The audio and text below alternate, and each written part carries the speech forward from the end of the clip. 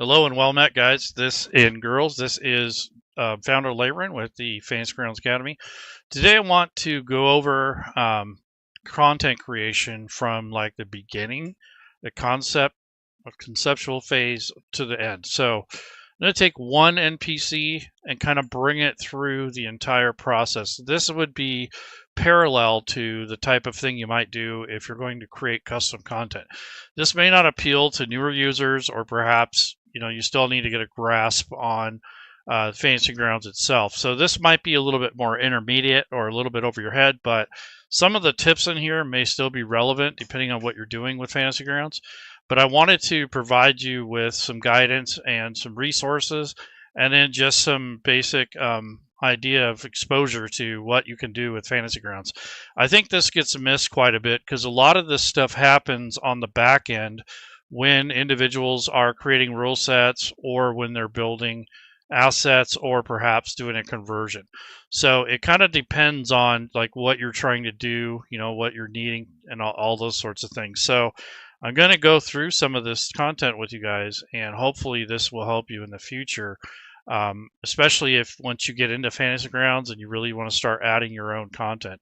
It's very important to kind of pick up on some of the tips as you go, and you're not going to remember everything. So you can always go back to the video. Once the video uploads and I actually get the full transcript and stuff, I'll go in and make video bookmarks for it, so it's easier for you to skip the parts that you don't want. But for the time being, I'm going to go ahead and start looking at this, and we're going to do a black dragon. Kind of decided on that since it's a very common monster, and I kind of just using it as an example. So you can do this with just about any rule set, any genre, anything you want. I just wanted to have a starting point. I'm using 5e because that's what I'm most familiar with. But if you like Pathfinder, or anything in between, or maybe you like Call of Cthulhu or Savage Worlds, it just depends on what you're doing. So what I'm going to do is go ahead and start taking a look at the concept and the lore, and kind of what are you actually trying to make? What are you doing? In this case, I'm only making a black dragon, its history, its assets, and maybe a couple supporting things to kind of flesh it out. So I kind of broke this down into steps. So you do your concept and lore, which is your outline, your backstory, history, those sort of things. Once you have an idea of that, then you can start building some of the assets. Like in this case, we're going to build the stat blocks. You're going to add any custom traits, custom naming, lore, tactics. If you need to, you adjust the challenge rating, actions, legendary abilities, or whatever the stat block is, because it depends on the rule set. Art and tokens is pretty universal. So this would be the visual assets. You can use AI tools. You can buy your own assets. You can make your own. It just depends on what you have resources for, and the money for, obviously, and then also the skills. So some of us are not so skilled at Photoshop, so we would resort to AI tools, or just going to a bona fide cartographer, a person who makes tokens, and getting their stuff. So this once you get a process down, or a vendor that you like, or whatever it is, or maybe you like a certain AI tool, try to stick with that and get good at it, and you'll get more efficient, and it won't take as long if you create a sort of a methodology to your content creation. And then you'll import into Fantasy Grounds, so all the stat blocks, the images, maps, whatever it is that you have. There are some guidelines for that, meaning on file sizes, file formatting, the actual numbers that SmiteWorks uses for their official conversions in rule sets. So you might want to get familiar with that. A lot of people have problems with that because they import really large images, or too many of this type, or millions of files, so that's kind of a guideline to help you kind of rein that in. And then you're going to assign and customize, tables, loot, anything that would go with that NPC if applicable. And I'm going to, maybe if I have time, I'll make some other assets. So starting from the beginning, I want to show you my process. I'm using a paid version of GPT 4.0 for personal reasons, or personal use. So I prompted it here, and I said, use the following 5e Fantasy Grounds text formatting NPC import tool template. Boy, is that a mouthful of words. You create a D&D stat block for a young adult black dragon, complete with background, which includes lore, tactics, ecology, and an image prompt that would encapsulate the fearsome black dragon. So I gave it a stat block example so it knows the formatting, the layout, and how the text should look. And that's an important aspect of this. If you don't give it a good example, it's just going to do whatever. And I think I've got this kind of down to somewhat of a science. I mean, it's not perfect, but I do have some assets that I've made myself where I can copy and paste this. So over here in Fantasy Grounds, I have this text here that I copied and pasted from the Fantasy Grounds Academy website. So if you're not if you haven't signed up for that, check it out. I got a couple good, useful articles in there. Most of them are Fantasy Grounds or industry related. I did go off on some tangents early on when the OGL thing was going on, but nonetheless, it's pretty much all Fantasy Grounds stuff. And then also we have our community, the Discord. So some of the tools like we might use, like Roll Advantage Token Stamp, depending on the size of the token. So when I say that, if your creatures are small or medium, this works great. You get a 256 by 256 PNG file. That's the maximum size. So in my case, this is going to be a large creature, so that's going to be 512 by 512.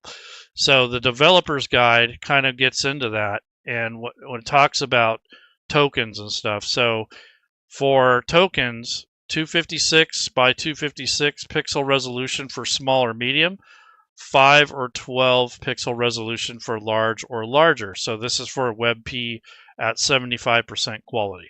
So this is where this comes from. You can still use PNG format, but they have them sized a little different. So 100 by 100 for small and medium, and 200 by 200 for anything larger. So that's essentially to keep the scaling size down or up, depending on what you're using. If the size is small, and you got a large object, it's going to look a little bit fuzzy and not so good. So these are all the guidelines for images and stuff. So I'll include that in our tools. I'll include this Roll Advantage Token Stamp in case you want to make character tokens.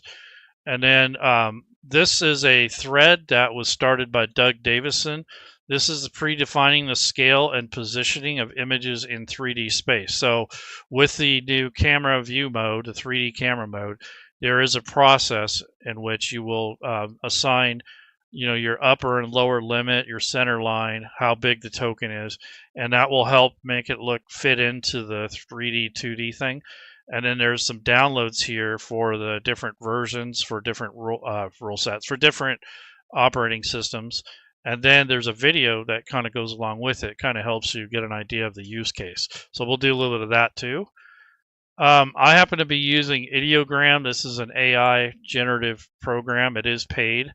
And then I'm using ChatGPT, OpenAI's latest and greatest version. This is also paid. You can do this for free, but you're limited to like 2 images per day. So if you're going to stay with the free account, try to make your iterations or your prompts count. And so, get a good formatted prompt for an image, and hopefully you'll get it right the first couple times, because then you got to wait. But anyway, so this is the stat block. This is exactly what I want to see in the actual stat block. So the critical thing, and I've gone over this a million times, or I would say at least a dozen times, is that you have your title up here. This part is just like that. No variations there. Everything's laid out just like so. And then the main thing here is this line up here is the ability score acronyms in capital letters. And then down below it is the actual score and the adjustment. So this is an important aspect. This is what goes wrong quite often. Like I've seen in when you copy and paste from a PDF, it'll say strength with a semicolon and then the number or a hyphen. That's not going to work for the Fantasy Grounds import tool. So all this formatting is important. Like all this has to be there. Even if it's blank, you still have to have these in there to keep it copacetic and keep it from confusing the parsing tool. And then you have your traits, and then each trait has a period after it so that it will parse correctly. So every time you have a new trait, has to have a separate line with a period after it. There's no other format it will accept. Same thing with actions. You got the action name with the period, and then the syntax of the text afterwards. And all this is sensitive to what these actual words say. There's some parsing in there. And then you have your legendary actions. In this case, not all creatures have that. And then the background and lore is something that I add for myself, which I think is an important aspect of running a game. I really wish the monster manuals and the bestiaries and those tome beasts and stuff, those are actually a little bit better. If you looked at Kobold Press's content, they do have more of this stuff, but a lot of this went away, I think, after 3.5 because the stat blocks were just getting way too bulky, and they also have a page count, so they have to keep their 1 or 2 pages per monster. If they start adding all this stuff, it adds more space that's required for the actual content. So I think they kind of get stuck in this, like, okay, we can only have 300 pages, divide that by 2. We can have 150 monsters, divide that by 2 again, because you got to make room for artwork, the intro, the credits, the legal stuff. So once you start breaking that down, you'll realize that, hey, I only got about 100 pages to work, or 100 monsters that I can make in a 300-page PDF. I'll give or take a few more, but you get the idea. And then I kind of went into it on a tangent here with some more detail about this particular dragon. So that's the main part, is getting this concept down, getting your outline, getting what you want first before you start even working in Fantasy Grounds. The only thing I've done in here really is I got these categories set up. And so, like, I got my show notes here. These 2 windows that I have over here are floating windows. Those are not actually embedded into Fantasy Grounds. So as a disclaimer, ChatGPT and the video streaming is not part of the Fantasy Grounds platform. This is just the way I have it overlaid on the actual OBS. So I don't want you to think that this is part of Fantasy Grounds. It's not. The other thing is, whenever you make new data, you want to create a new group if you get in the habit of doing that. So in my case, if I'm going to do more than one creature, I usually create a data group. So that's up here in a group, and most of these data windows have this. And you want to click the green plus button, which will add a new group. Click edit list, and this puts you into edit mode. And I'm going to say GPT NPCs or something, whatever you want to call it. And now that makes a separate group that's no longer mixed in with everything else, kind of has its own thing. And then there's the text import tool that this particular rule set, this is 5e, has an import tool. Not all rule sets have this. Some rule sets you do have to manually enter in all the different details. So this is a tool that was developed to make it easier to parse it into Fantasy Grounds, depending on the developer, the rule set, and how much work's been put into it. So I'm going to hit Control V here. So this is, oops, I did the wrong thing. So I want to go to the stat block here, and the only thing I want to copy is just the actions and that sort of thing. I don't want the background yet. So I'm going to hit copy and come over here and hit paste or Control V. And then if you kind of want a preview of what this is going to look like before it's parsed, you can right click and go to clean up text. That just removes the extra spaces out of there. And then I usually take the name. This is called Asgoth the Venomous. It's a large black dragon, and it's a young adult. And what I usually do with this is I'll make like a uppercase, or in this case a header. I'll put a space in there because I will put the artwork in there later. And then for the background and such, background and lore, I'll put that underneath there. And I don't put the image prompt, but I do put the rest of this tactics and stuff. So this is just something that I do for myself when I'm creating content. You don't have to do this, but this is just a way to keep it really nice, helpful, useful, all those sorts of things. So when you're running a game, even though this may be too much information, I'd rather have too much than not enough, because I don't want to dig through the entire Fantasy Grounds database looking for something. It's not good to do during a game anyways. Prep time's fine, but doing it in the middle of the game sucks. Okay, so this is Asgoth the Venomous. Okay, he's a, your typical black dragon that lives in a swamp, acid breath, all that stuff. But when you add in an actual title and some lore in here, this actually starts making this NPC come to life. Done other shows about this, about making NPCs kind of impactful, more important, especially if they're like a boss or a lieutenant. And then also just having a place in your campaign setting or in the game you're running. This may not be necessary for like a one-shot or a short adventure, but I like to have this information. So not only did I get into that, but I talked about his actual name.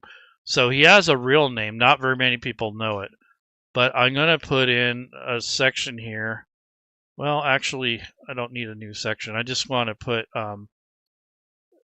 extend this background and lore. So this talks about his name, which is not very well known. And this is something that I think a lot of dragons keep secret. I don't think they let people on to what they are, what their true name is. And then I had a thing about his mother and father for his lineage, but I'm going to go ahead and copy that in. So it has a background of like who sired him, that sort of thing. So I'm going to put all this in there. So this is just like information about this particular dragon. And if this is like a boss or like the end thing here of your game, I think you'd want some, details. This might be a little overkill, but having this information here, it does help with your story, and it does make things a lot more clear. And even if the players or the GM doesn't use this, it's still very useful to have. And this is, one of those things where you have to decide, is it worth it, that sort of thing. So that's all the background and lore and his lineage and all kinds of stuff. And then it gets into, already had the tactics and ecology. So I don't necessarily want to read this entire thing off to you, but you get the idea that, this is a black dragon. He's got a backstory. He's got his history. And then it even has some gameplay notes here. I think one of the most important ones is the tactics. So in this case, it says, Asgoth prefers ambush tactics, using his lair's darkness and swampy waters to conceal himself. He attacks from cover, often from the air or the water, using his acid breath to soften up foes before closing in with his bite and claw attacks. Sounds pretty standard for a black dragon. If hard-pressed, Asgoth uses his legendary actions to stay mobile and out of reach, ensuring he remains a constant threat. His acidic presence makes staying near him perilous, forcing enemies to retreat while he harasses them from a distance. So, pretty cool. Then it gets into his lair, and so this is kind of the stuff that you may want to include with a boss or something. So once you have that in there and you're happy with whatever this is, you click on import. And if it parses correctly, you'll be able to tell pretty much right away. So I just kind of stretch this out, take a look at it, and I'll lock it temporarily and see how these things parse. It looks like they're right. You'll get that little blue highlight, which is indicative of having the correct wording in there. And then some of this stuff is just, legendary actions, like it makes a tail attack, or, might be an additional one. Or he can detect things, or in this case, he can beat his wings. There's a saving throw and damage. And then he can fly up to half his flying speed when he does that. So, there's a lot of cool information here. And then there's, of course, all my notes that I added. And then you have this beautiful summary down here. So, it looks pretty polished. It looks pretty good. So that's a lot of work. So if you're going to do, 20, 30, 100 of these, that's going to take a while. I recommend that you stick with just doing that for a week or a month or whatever, how long it takes you to do it, before you move on to something else, because this way you're not switching back and forth between different tools and different content. I know it can get rather tedious and boring, But if you've got a big project, you got to have some discipline and try to keep that stuff minimized for time's sake. So I'm kind of speaking more to organization and to methodology and how you create content. So that's just a tip that you'll learn over time, especially when you do big conversions. So this next piece here, the pictures, this is kind of new. So that we're going to go in and into the assets and start building this stuff. And we'll take you through each one of those. So there's a big picture, which can be like a campaign image. You have your flat token, or you can be a top-down token if you want. And then you have your 2D, 3D camera token. So first of all, we're going to go into this ideogram program, and this is what I have for the Black Dragon. It's a full body thing, and I can take this image and I can use it as token, and I can use it as a 3D, 2D thing, and then I can place this on another image, kind of give it kind of like a background and stuff. So first things first, this thing is already upscaled, so it's at the maximum resolution, which is 2048 by 2048. And the reason I have it as a square is because of its wings. If it was just an upright creature with no wings or appendages sticking out, then I would just make this a vertical image.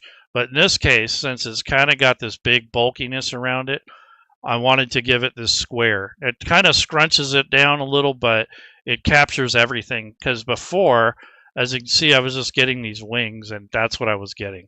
So that's the issue that you'll come across with generative AI tools is when you describe a pose or what you're trying to see, you have to have the room for it or the viewing space. Like I don't want to talk about his talon, toes, and his tail if you're only going to see this top part. So that would be like a vertical or a horizontal image. You would only get maybe up to his neck. On a vertical thing, you're going to get his body, but the wings are going to be cut out. So that's kind of the thing you got to remember with generative AI tools is, if it's a full body image and you don't have things sticking out like this or weapons that are really long, then you can use a vertical image, like a 9:16. But if it's got like a big long spear or maybe it's a spider or something, you might want to use a square, and that will keep it so you have enough room vertically and horizontally. So that's something you'll learn as you use generative AI tools, depending on what pose you want. So in this case, I said a full body pose, and that helps determine how and what is going to be displayed depending on the creature and what you're trying to do. So I'm going to take this image and actually put it into a tool and use it. So I'm going to right click on it, hit save image as, and try to get in the habit of renaming your files and making a working folder. So this is my downloads folder. So if I right click on it, I'm going to go to new and folder, and then I'll rename this. I'll say chat GPT work Fantasy Grounds Unity or something like that. That way I know what it is. And I can click on here, and then you can see this weird text, the 77QS, that's not going to work. So I'm going to say Black Dragon, and I might be more specific, so I'll just say adult, or actually this is a young adult underscore Black Dragon. And I'm going to prefix it with, this is what is this going to be? Oh, this is just an image, so I don't need to do that yet. But when I get into making the assets, I usually have a prefix. So I'll hit save, and now that's saved to my hard drive. It's 4 megabytes. I'm not sure what format that was. I wasn't paying attention. Let's see, save as. Wait, is this the upscale version or not? Save as. Yeah, it's WebP, but I wanna see if it's the same format or not. Yeah. Okay. So once we get done with it, though, it will be a lot smaller. So that's one reason to use WebP is because it does create a smaller file. If this is a PNG or a JPEG, It'd probably be a lot bigger. So yeah, it's double the size it normally is. 2048 by 2048. So I'll be shrinking it down. So this is just the beginning of this process. Now I'm going to bring up GIMP. You can use whatever program you have available to you. I use GIMP because it's free and I'm kind of comfortable and familiar with it. But I can do this in lots of different programs, but I'm just going to show you GIMP because it's free and it is a resource that you can use if you don't have, Adobe or something like that. So I'm going to take this image and drag it over to this particular window. So here's the black dragon, just drag and drop that onto here, and there we go. So all I'm going to do with GIMP is remove this background. So if your image is a JPEG or a different format, you want to go to Layer, and you want to go to Transparency and make sure the alpha channel is enabled. If it doesn't have one, then add it. In this case, it says remove. I don't want to do that.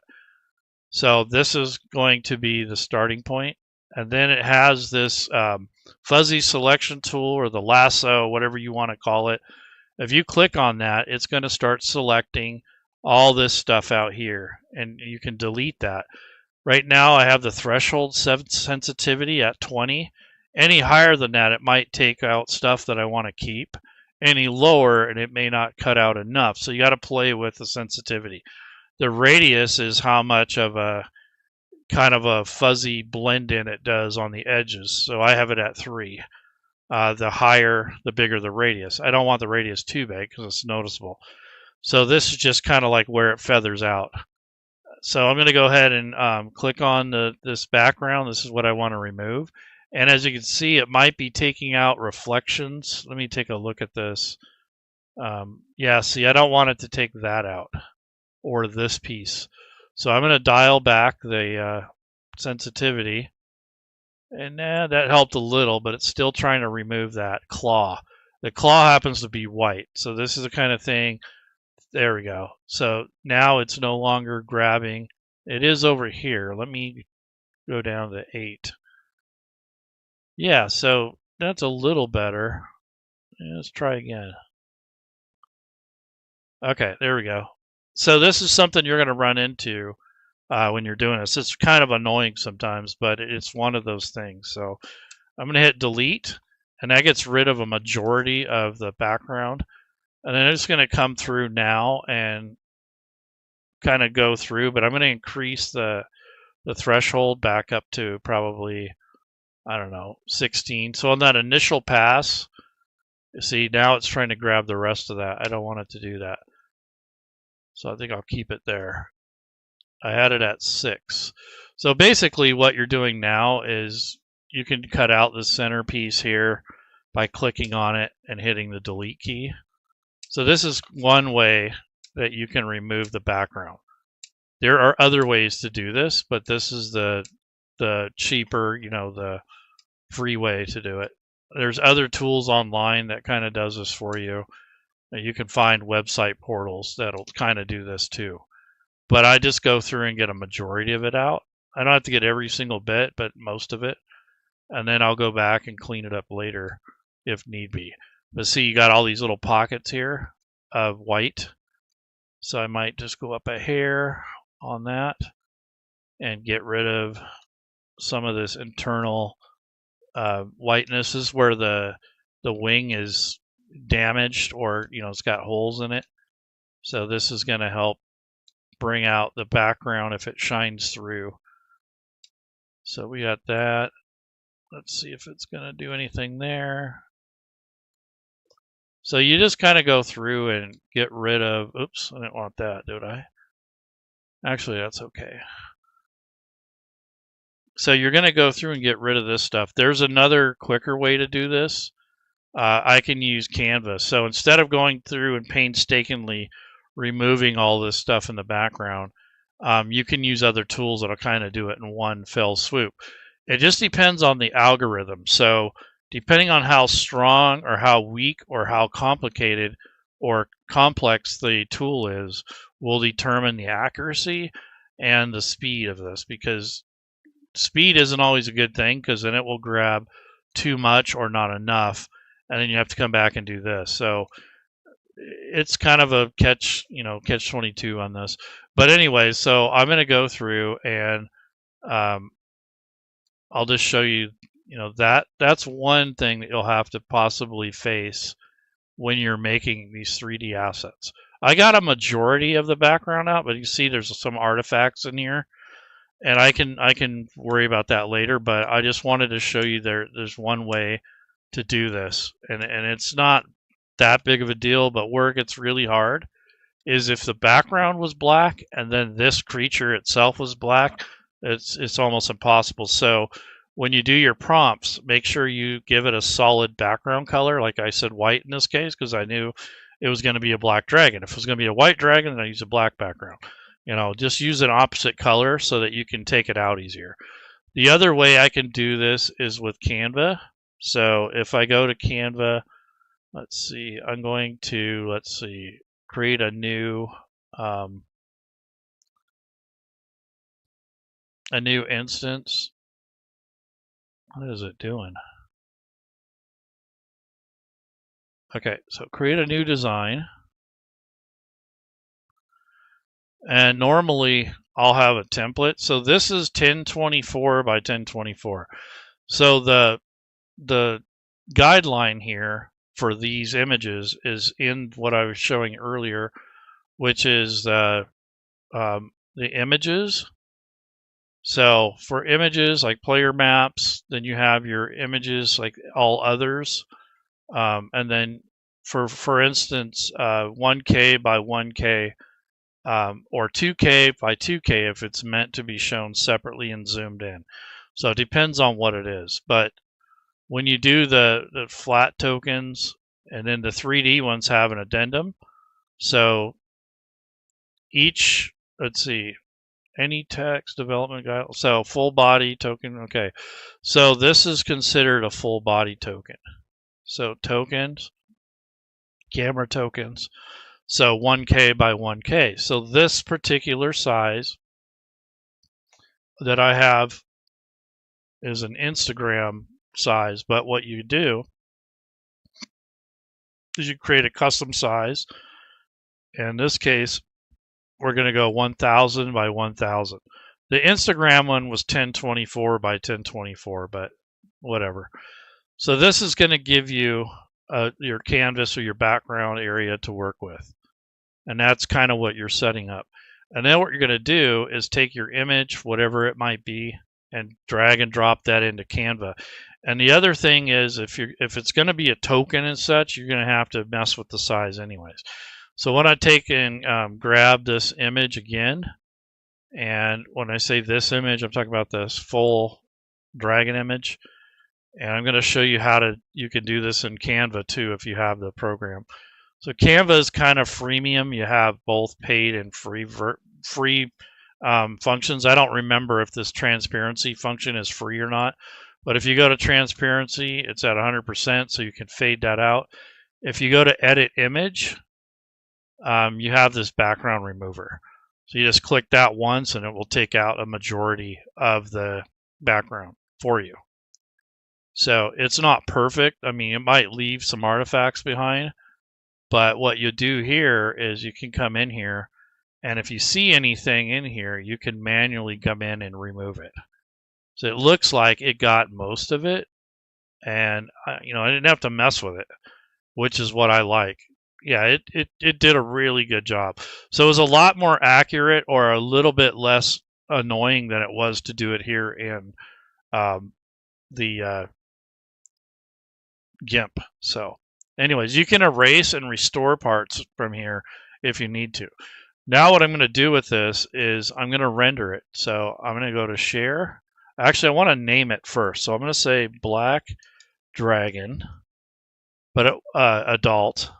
But what I want to do is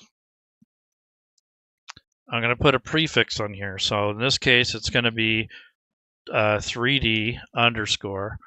That way I'll know what this asset is if I come across it. And then I'm going to hit share. And then in this case, I'm going to go ahead and download it, but I want to make sure that I specify that I want it to be downloaded as a transparent background. So download transparent background, so that way it doesn't print off this grid or anything else. And then go ahead and hit download. So now I have that image, and now it's prepared to be used as an asset in Fantasy Grounds in one form or another. I'm going to go ahead and close this background here and get rid of GIMP, and then start working with this tool here. And this is going to be something you're going to have to go through when you're making your own. There's a lot of work, so just kind of let you know. So when you buy tokens and that stuff, you got to appreciate the work that went into it. All right, so this is the image that we're going to be using.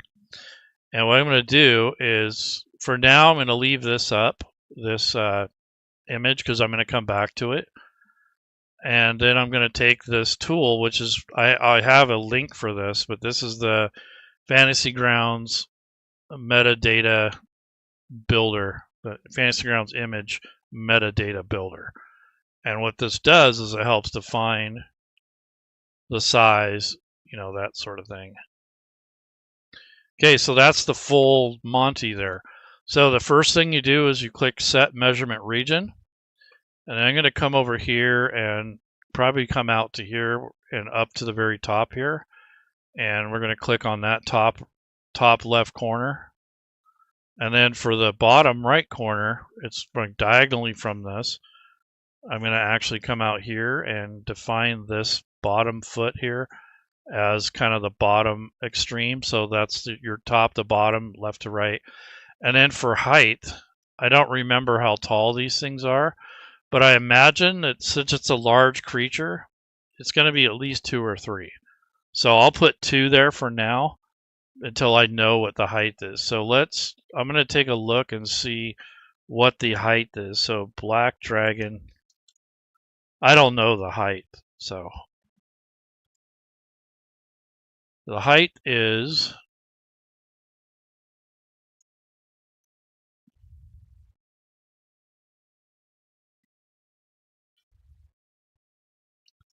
maybe if I do size.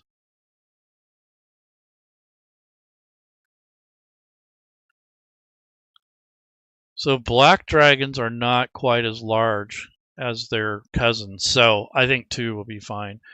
And then as far as feet goes, I mean, it can't be taller than 30 feet. So maybe 20 feet? I don't know. Let me see. Black dragon. Let's go with length, because that's probably how they measure it.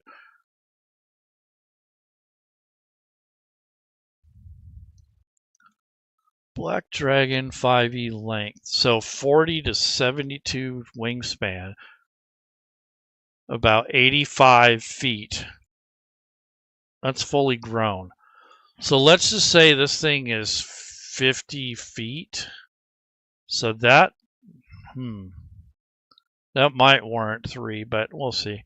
So 85 feet is, and I think that's going to be a little small. So maybe I do need to make it 3 squares tall. And then this isn't quite a fully grown black dragon. So let's say he's a young adult. So let's go with like 65 feet or something like that. But that's from nose to tail. So probably not as tall because they're not fully, they're not fully standing up. They're kind of crouched. So I'm going to go with 50 feet, maybe 52 feet or something. 52.5. Yeah, there we go. So the wingspan, if it's fully folded out, that could be up to 60 feet, but we don't have that problem since they're not fully out. And then you got to define the center point. So we're going to go to the center floor, which is a combination of X and Y. So just kind of chop it right down here in the middle and kind of click in between these 2 legs here.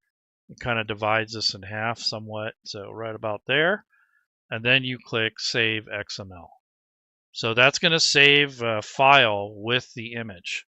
So it's important to know that. So if I go back into my images here, I'm going to take this image and this image or this file and the other file, and I'm going to actually cut those, and I'm going to go into and make a new folder in here, and I'm going to call this 2 or 3D assets, because that's basically what this is.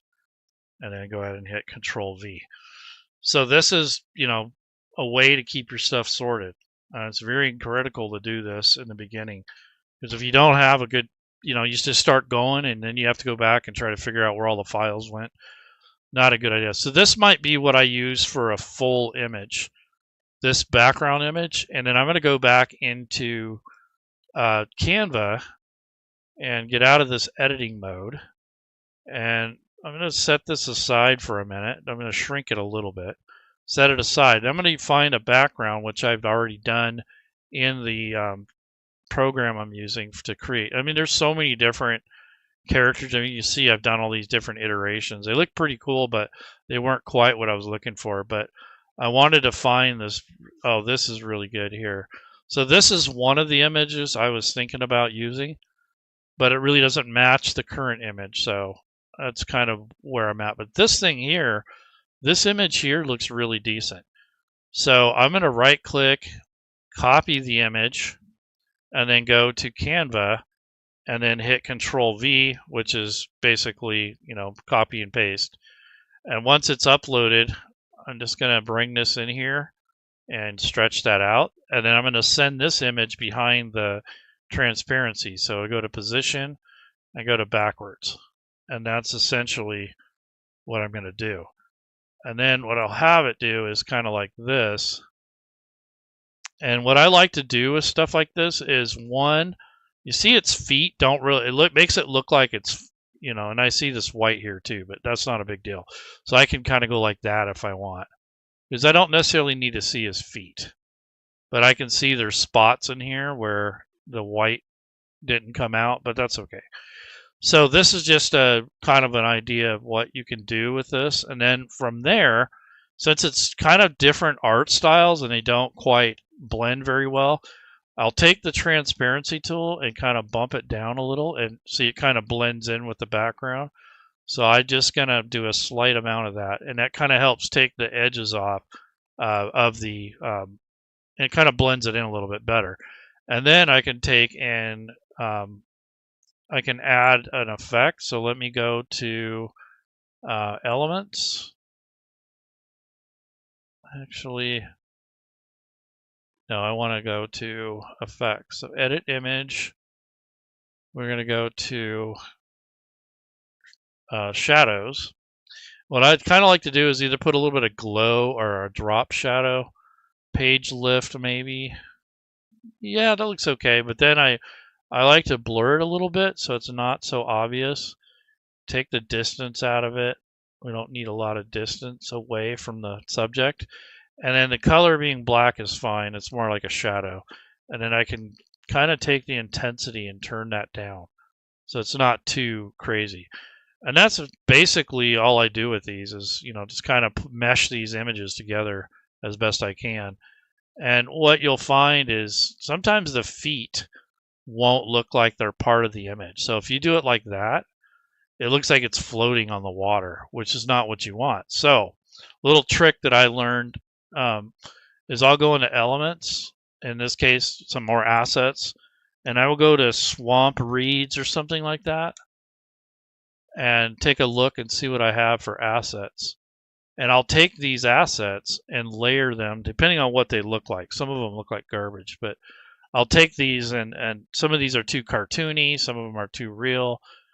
Yeah, I gotta find something that's a little bit more realistic looking. So let me try photos. Yeah, may not be what I'm looking for. Let's go to graphics and let's see that and that. But basically you can blend in the background with this stuff. See, that kind of works, but still doesn't have enough realism. This was better. Okay, so what I'm going to do with this is just kind of size it and put it down here. And then I'll do the same thing with this transparency. Kind of blend it into the background a little bit, and then I'll take and resize it. But then what's nice is you can actually duplicate it, so you can kind of, change it around a little bit.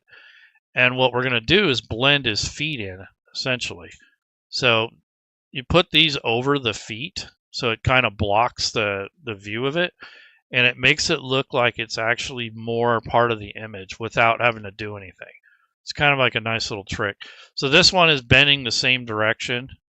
So I'll put that down here, but then I'm going to take another one and I'll flip it. So you can take this image, go to flip, you can flip it, the other way, and that will help you blend those in. So now the feet look like they're more part of the scene, and it's not so like obvious that it doesn't belong to this background here. So this is just a trick that I've kind of learned. And then maybe I'm going to put a piece of wood. So I'll put like a rotten log or something, depending on what's available. Yeah, I don't know. Yeah, so some of these assets are either too real or they're too like fake or cartoonish. There we go. So something like this, maybe. And then what I'll do is, again, I'm going to fade it out, and then I'm going to put it behind the reeds. So we go to position, go to backwards, there. Oops, I wanted to go one more up. So there we go. So this will give you the illusion that this guy is in the photo, and he's not. It's just sitting on top. But it helps with placement and, how it's going to look overall. So that's one use case. And then what I'll do with this is I'll go ahead and, in this case, I'm just going to download it. I don't need to, do anything special, but I am going to compress it. Actually, I'm not going to worry about it because I'm going to convert it to a WebM anyway. So I'll go ahead and hit download, and that should download that.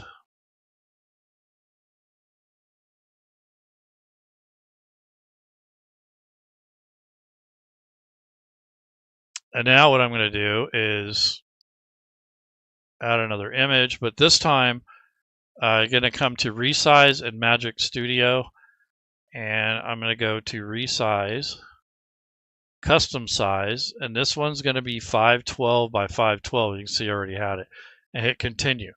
Now you can resize the existing image, or you can make a copy. So in this case, I'm going to make a copy because I don't want to mess with the original.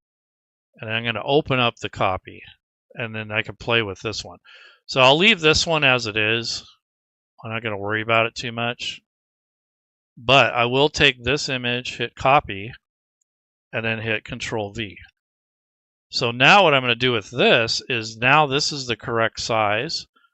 So I want to take TKN is usually what I call this. So yeah, so this is going to be your flat token, like a POG. And then we'll say black dragon underscore adult. And then what's going to happen here is I'm going to take this and use this for my flat token. And I want this thing to be bigger or almost the same size as the window, because I'm just going to basically use his face, right? So that's probably not quite big enough yet. There we go. So that takes up a pretty good portion of that space. Might have to go just a little bit bigger. There we go. Want to get his horns in there and some of that acid. So, you don't want it too big, but we can go something like that. And you kind of want this centered. And then what you do is you find like a hole, so a round hole punched. So what we'll do is we'll say round or square with round hole, something like that. It's rectangle with rounded corners, square with circle hole. There we go. All right, so something like this, and then I don't want black though, I want white. Take something like this, and you can use this as kind of like your template. And then what you'll do is fit in, into space where you want this background to go. So you might do something like that. Let's see. If I go in here, so you got to play around with the location of it.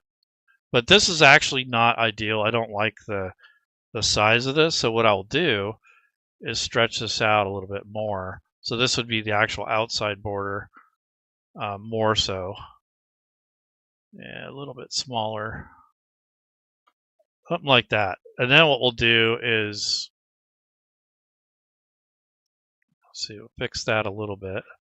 So this is centered. Yeah, it needs to come up a little. Okay.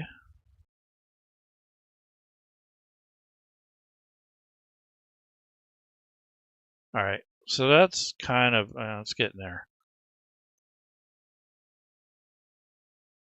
All right, let's try that.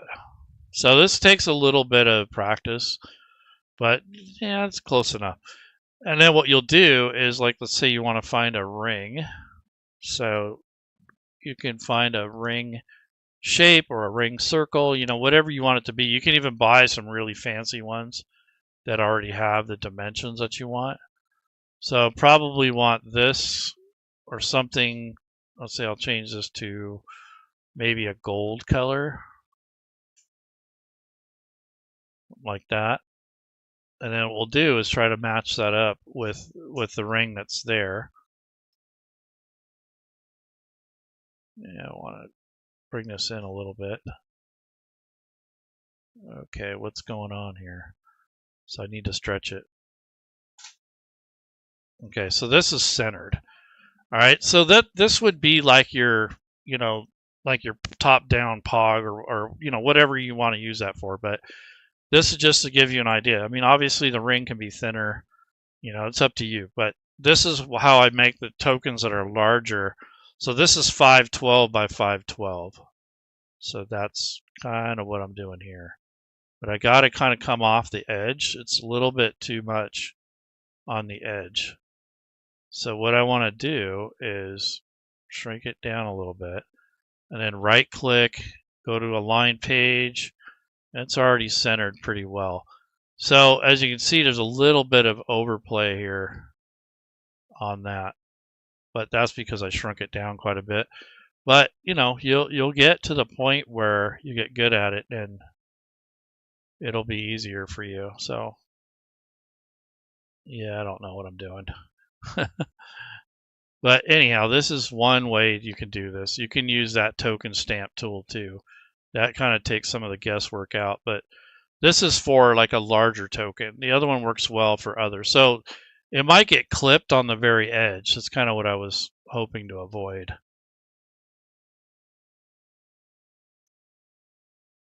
And let's see if I can get this centered. There we go. That's a little better. And then what you'll do is you take this and download it. Download. We don't need a transparent background. So we'll hit download, and this will make the little token, a flat token part of it. And that way, why did it do that? Okay. Anyway, so we'll go back to the downloads folder, and I'll take this image that we made earlier and assign that to the NPC as like the art image for it. So take that, and then this is the folder. I don't know, it did that because there's more than one image in it. So that's why it made that extra, this zip file. Okay, so let's see what it does. And the only reason I did it in Canva, because like I said, this is a larger token. So while I'm waiting for that to load, hopefully this is helpful to you guys. I don't know if this kind of stuff is boring or too much or whatever, but I just want you guys to be able to make your own stuff if you need to. And it does come up. So even if you use prepared adventures, sometimes you need that, that extra token, or you need that special thing for your players, So it kind of depends on, what you're doing. Okay, so these are going to go, we're going to cut that, and we need to go to that folder I made earlier, which is this. So then I'm going to make another folder, and this is going to be called, we'll just say Pogs for this. This one actually, let's see, this is nothing. We don't want that. Okay, so there we go. There's our Pog. There's our, I guess, is that our 2D asset is here. And then we have our full image. So we'll just say that one is going to be called, let's see, we'll do a new group. And this one will just be handout art. I'll just say ART. That's pretty easier. Art handout, something like that. Okay, so all right, so that's basically all the little assets that you might need for just one NPC. So imagine doing that for like 100 of them. You do get more proficient once you use the tools. I mean, it took me a couple years to kind of get good at it, you know, and it does because it's the amount of time and effort you can put into it. If you don't do it very often, it's clunky. You know, if you do it all the time, it gets way easier. So I used ChatGPT to develop the concept, to create the prompt. Then I use another art program to generate the image. Then I download it. Then I edited it. Now I'm going to start putting it into Fantasy Grounds. So that's kind of the steps involved with that. It's a lot of work. So, you know, just kind of heads up on that. So now what we're going to do is go to this, here's my ChatGPT links there. Let's start closing this stuff up. There we go. Now we're back to Fantasy Grounds. So that took me a good 25 minutes or so for that one. So you imagine doing that for hundreds of them? That's a lot of work. So when people complain about, you know, oh, Fantasy Grounds is so expensive and why do I have to pay for the, you know, the book and the Fantasy Grounds? Well, think about it. You got to adapt it, and this is this type of stuff you got to do to get it into Fantasy Grounds. It's not easy. It takes time, and you're not always handed, like, you don't get all the tokens and the PNG files from the publisher.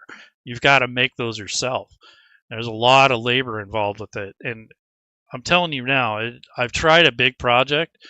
It took me a good solid week just to do all the tokens and stuff. So, and there's probably over 50 of them. So that's a lot of work. And then you know, you haven't even dealt with the text and all that yet. That's a whole nother thing. So this kind of shows you a little bit of those tools and steps that you would use if you're going to convert a product.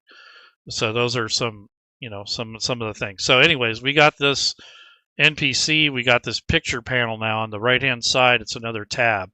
And I'm going to import the assets. So I'm going to go to the assets window. And first things first is I want to click on images. And then I want to go click on folder. And this is just going to bring me to the base backend folder for this particular campaign. So what I'm going to do is go into this work that I did. And I'm going to copy this. And then I'm going to go and paste it into Fantasy Grounds. But before I refresh it, I'm going to take the Pog, and I'm just going to say, I'll just do Pogs. I'm going to cut that one because this is going to actually go in the tokens folder. So when you go to tokens and you hit folder, and it makes a subfolder, and this is where the Pogs will go. Now I'm going to close that. And whenever you add, move, rename, anything like that, you want to click this refresh folder assets. And that will essentially create this campaign folder now. So in images, I have a campaign folder and tokens. I haven't made any portraits, but we could if we had players. But in this case, it's just an NPC. So we go to campaigns for images, and there's the 3D asset. And then this one, let's see, let's go back and let's go to the art handout. There's two versions. One's like just basic, and then one has that background. I think that looks pretty tough, pretty neat. So in this case, I'm going to actually add this one to the campaign records. because I want to share it with the players and all that stuff.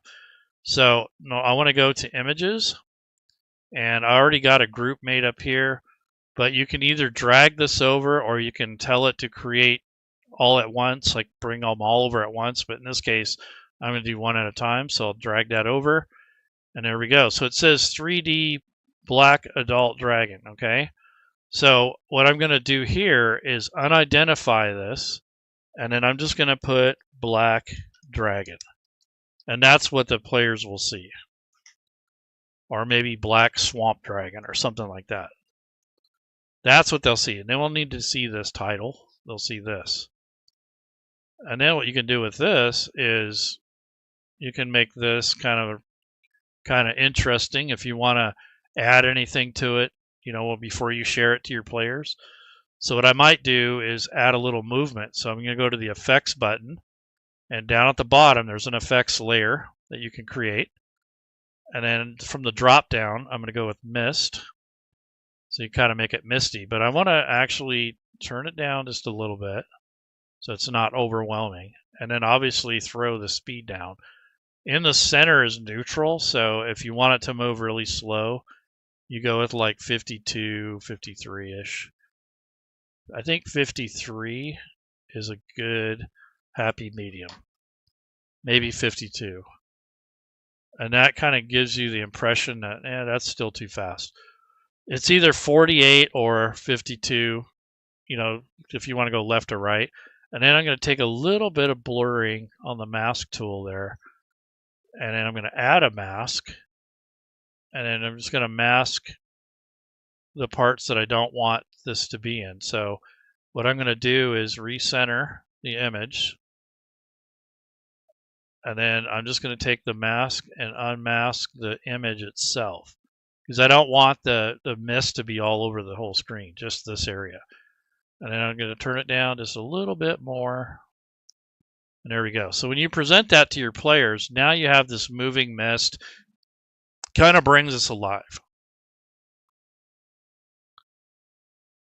Okay, so that's that part of it.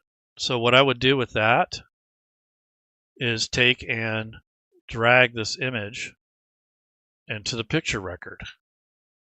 So you got to make sure it's unlocked. Drag this record over. So this is the record that's going to be shared with the players if I decide to share it with the share button. Now I'm going to go over to the other asset. So I'm going to close this for now.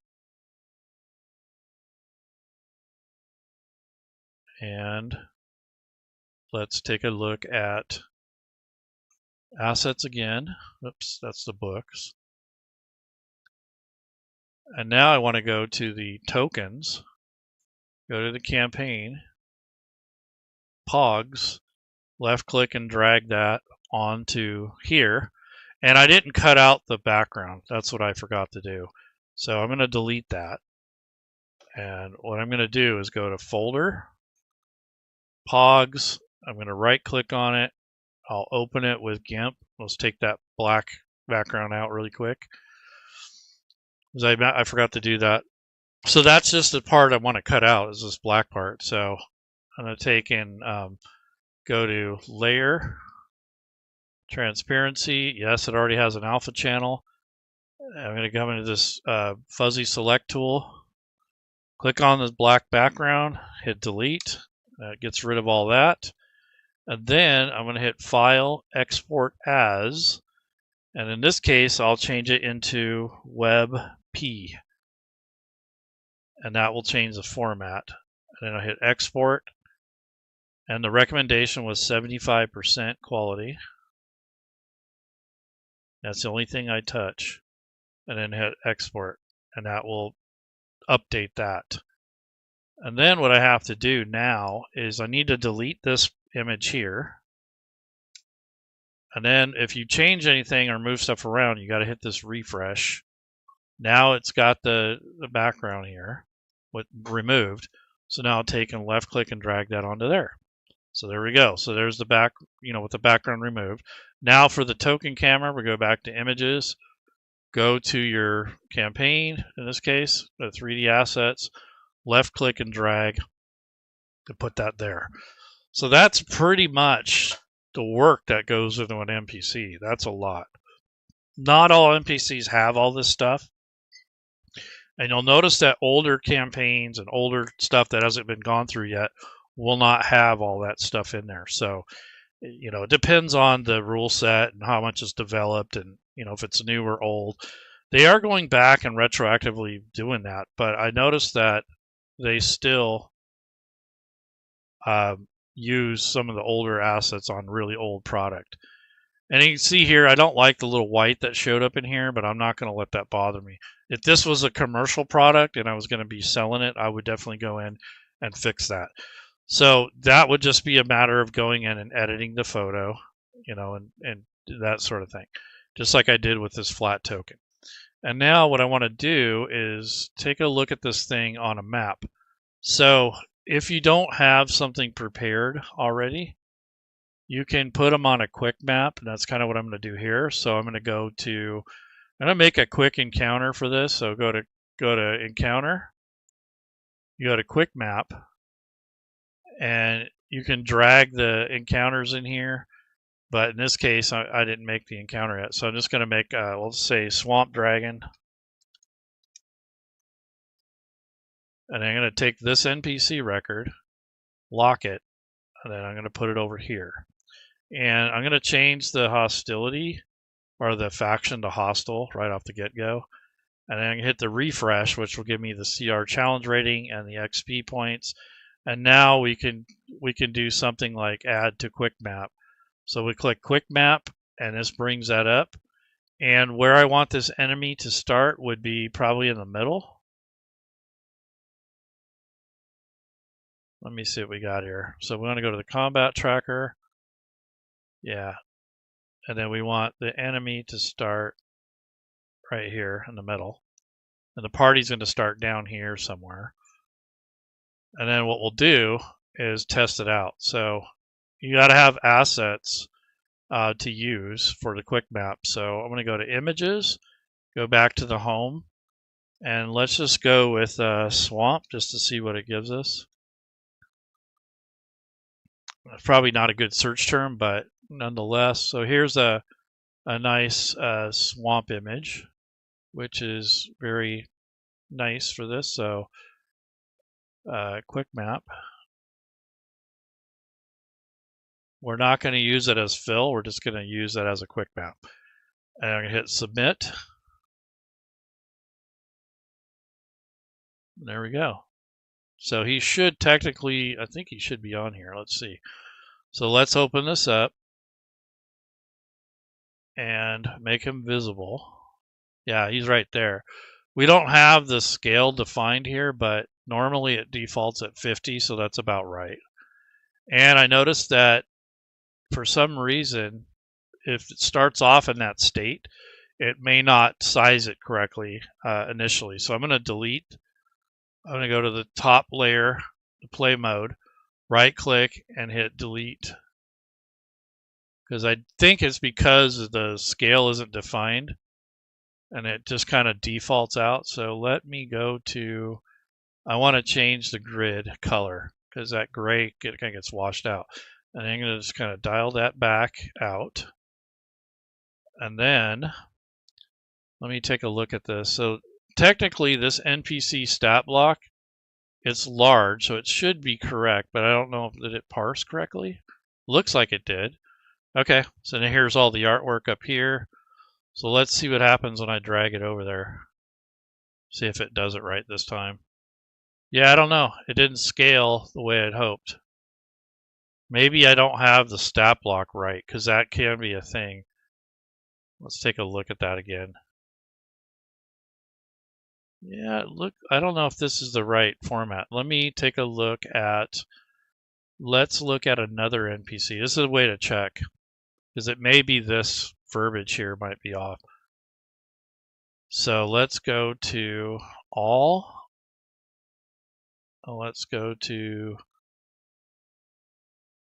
adult black dragon. Let's see what that looks like. Yeah, see, this is the problem right here. So I want to click this. And then oh, I see. So this isn't right. This is why you got to check the parsing. So chaotic evil, large,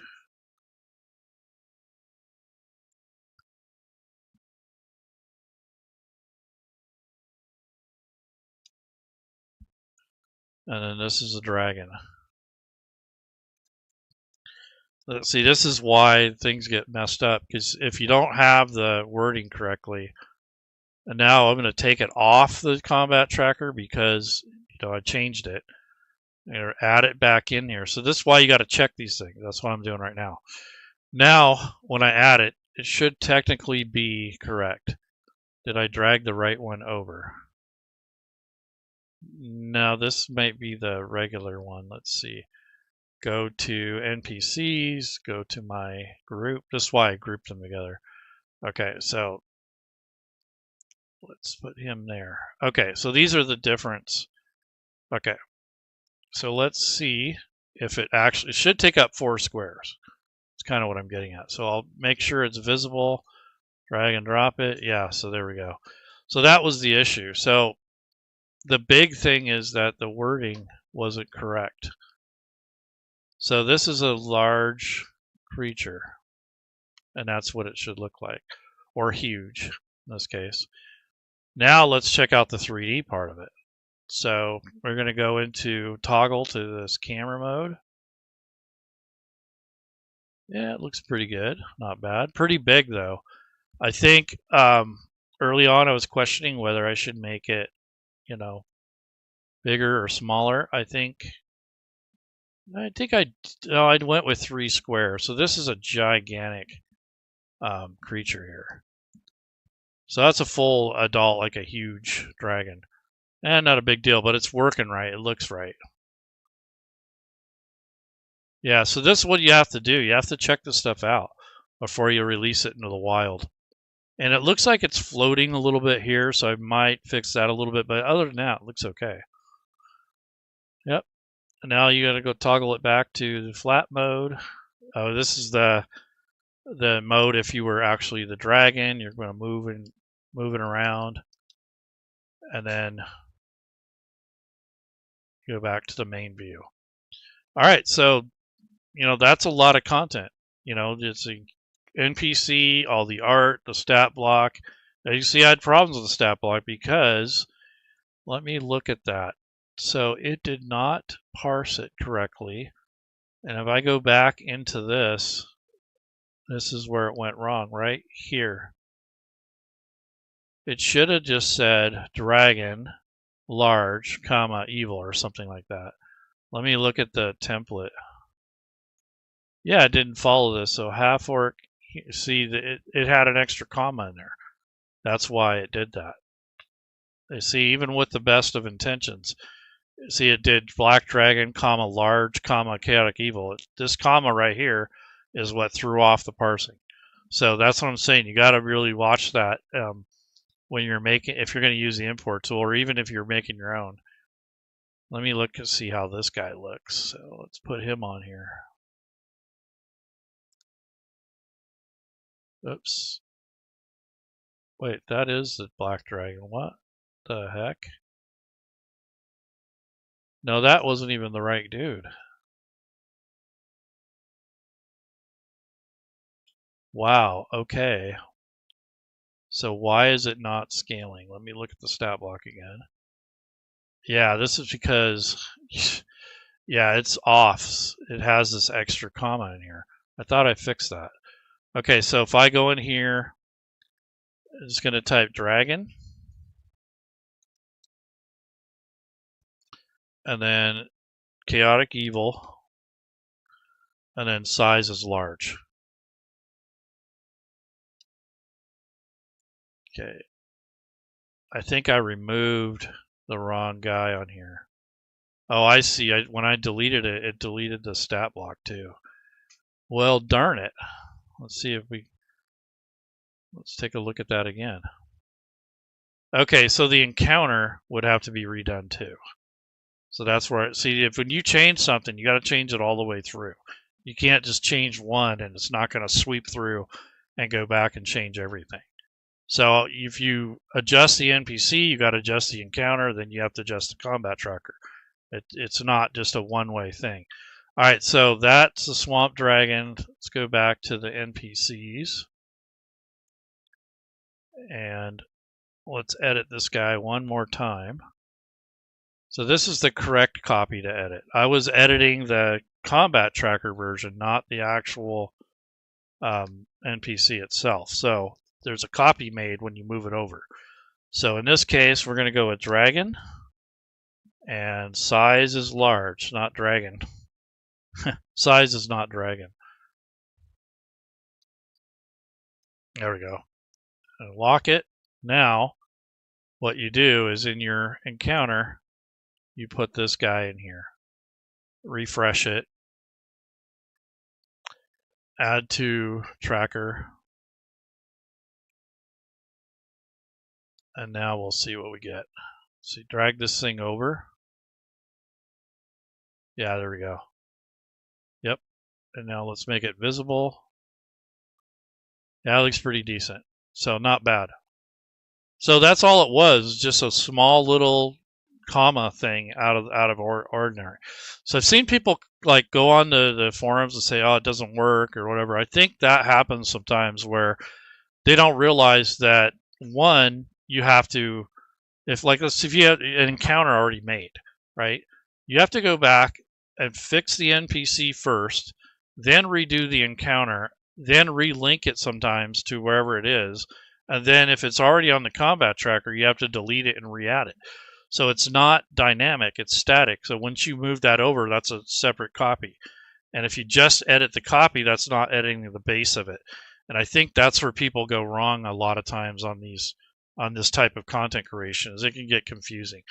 So like I said, if you just update the combat tracker, it's not going to update the encounter that you've built. It's not going to update the NPC. It's only going to update this record. Sometimes that's okay if it's like on the fly, but if you want it to be permanent, you got to go all the way back to the beginning. So that's something you're going to learn as you build content. So that can be very annoying sometimes. And I think that's an issue that a lot of us have when we first start doing this. So let me take a look now at this one in camera view. Oh, heck yeah. This one actually turned out really nice. Oh yeah, that is sweet. So I don't know. I kind of like mine better. I don't know, Doug. I got you, man. Doug actually did a lot of the earlier conversion work. I think he's still doing them, but going back and making all these assets, that's had to be a long, tedious month to month, weekly task, because doing this every day for a month would suck. I mean, I don't know, man. It would suck to me anyways.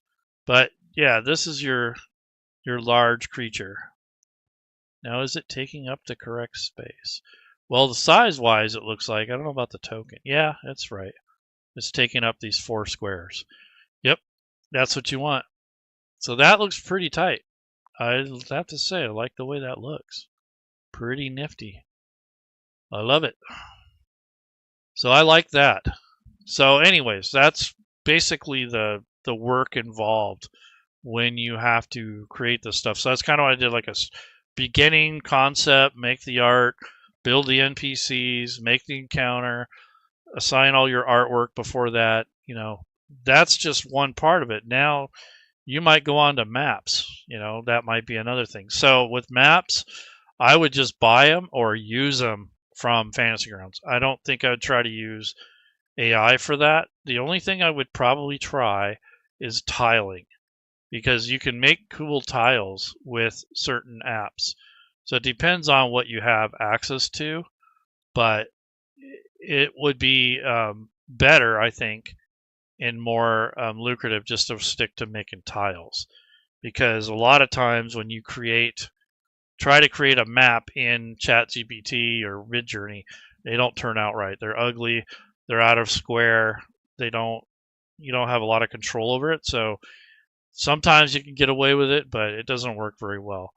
So I'm going to have it make a tile for me. So what I'm going to say is, here's the model. let's see, is there rendering fast quality?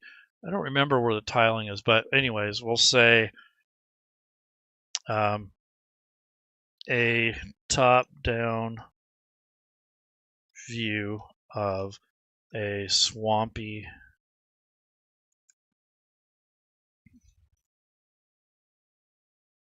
area.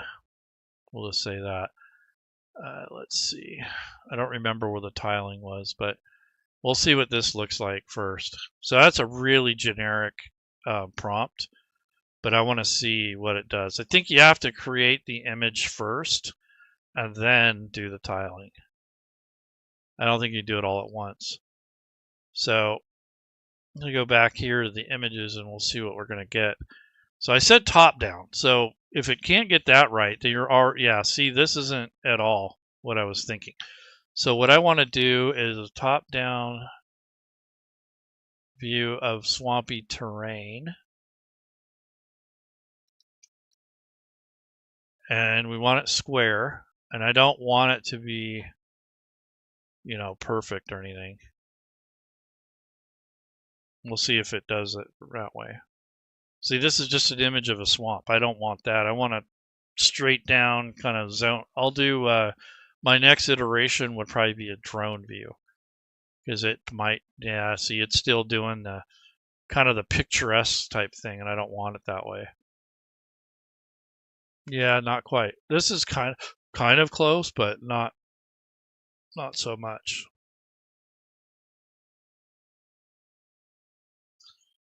So I'm going to use that. And what's this design? Okay, so square, general, 3D is anime. See, we'll say a drone.